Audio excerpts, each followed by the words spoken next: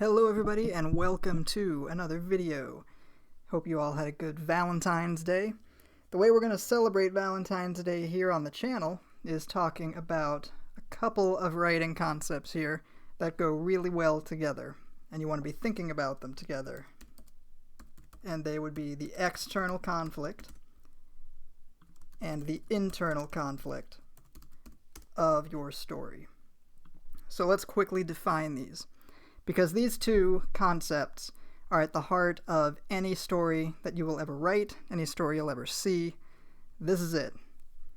The external conflict occurs when a character wants something. It's their conscious desire. It's the thing they know that they're chasing over the course of the story. And of course, conflict occurs when some obstacle gets in their way. Okay? And of course, then the rest of the story is, how does the character overcome that obstacle to get what they want? So the external conflict is what drives the situation of the story. This is the external content of your book, your story, whatever it might be. The internal conflict, on the other hand, is not what the character consciously wants, but what the character subconsciously needs. Stick an S on the end of that. Yeah, whatever. Subconsciously needs. Which implies that the character may not know that this is what they need at the beginning of the story. And in fact, in a lot of stories, that's the case. They have to go through the situation and the external conflict to learn that what they needed all along was different than what they wanted when they started out. Okay? So that is how the internal conflict works. This doesn't drive the situation of the story, but it does drive the character's arc and development. This is what's going to create the internal change in your character. Right? So then if we look at external and internal conflict, practically speaking, in different kinds of fiction, we can kind of see how different kinds of fiction work based off these. So if we separate this between, we'll say, commercial genre fiction and literary fiction, right? Just in general.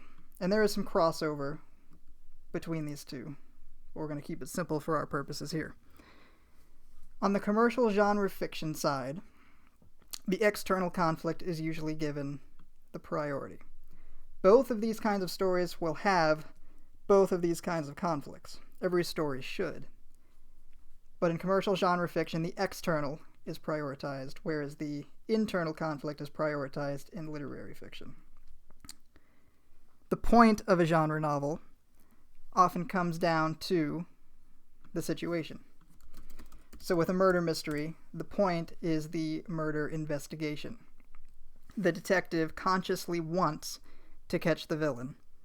The reader wants the experience of following along the investigation, and so that's going to be the brunt of the story, the external conflict right there, which is why commercial genre fiction often is called plot-driven, even though that term oversimplifies things a whole lot. So I don't particularly like it, but people use it, and this is what they mean. The external conflict is the priority. Now, the internal conflict in a genre book usually takes the form of a subplot. Okay? And the goal with it is to add to the stakes and enhance the reader's experience with the external conflict. So an example of this might be a murder mystery where the detective, of course, wants to catch the criminal because it's his job, but he has to catch the criminal. He needs to catch the criminal in order to redeem himself from some horrible thing in his past. Okay? And again, he might not know that that's what he needs at the beginning. He might know, too. It depends how you want to work it. but it adds to the stakes. There's another layer of motivation to the situation, right? It becomes more important for the detective to catch the killer because not only is there a killer on the loose, which is the situation, but there's a personal element now. The detective's personal identity is tied up in catching the killer. And that's going to ramp up the stakes. It's also going to help the reader relate to the character. Because, not many of us are homicide detectives. Not many of us have ever experienced the situation of catching a killer, right? But all of us have or will experience a time when we mess up and have to redeem ourselves. We can relate to that internal conflict and the emotions associated with it. So that's how the internal conflict works with the external conflict in commercial genre fiction, in general. Now, on the literary side, the internal is the priority, because the point of the book is a character changing over time. Right, it's the internal journey of a character and the arc that is going to drive the story. The external conflict is going to provide context for that. Context. And it's going to be the catalyst for that change. And a good example of this is The Great Gatsby.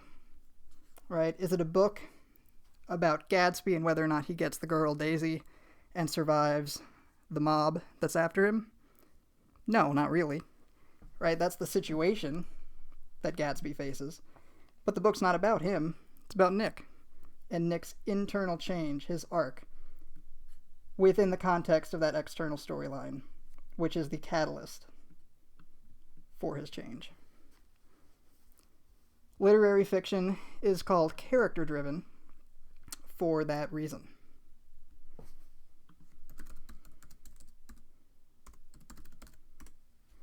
Because that internal change within the character, what the character needs, is the point of a literary book. Now again, there's crossover between these two. There's genre fiction that puts more importance on the internal, and there's literary fiction that has really cool external conflicts going on. But in general, this is what separates the two in a lot of readers' minds. If you want a plot-driven experience, you're going to be coming over here. If you want a character-driven experience, you're coming over here. And that experience is defined by which of these two is prioritized. So that's the simple way of looking at it. But if you want to get more advanced with your writing, the truth is that both these conflicts are necessary to drive the plot, which is why I don't like plot-driven and character-driven. Right? Plot should be driven by both what the character wants on the surface and what the character needs on a deeper level.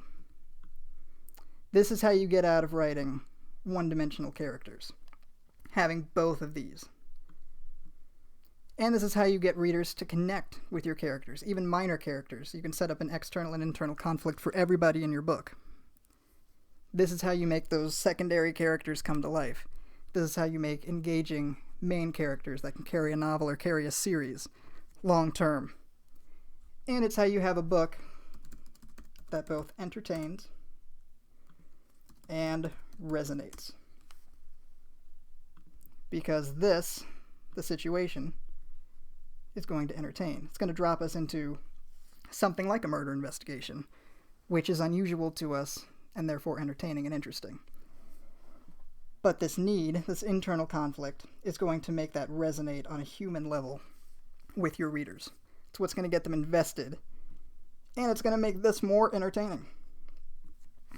Remember, it's going to add to the stakes, so it's going to make the external even more entertaining and even more interesting. So in your writing, think about both the external and internal conflicts, both of the book as a whole, and for each character, whether or not they're the main character. Do it for your major players, do it for your secondary characters, And this is how you really flesh a story out and get to the heart of it. And that's the message for you today.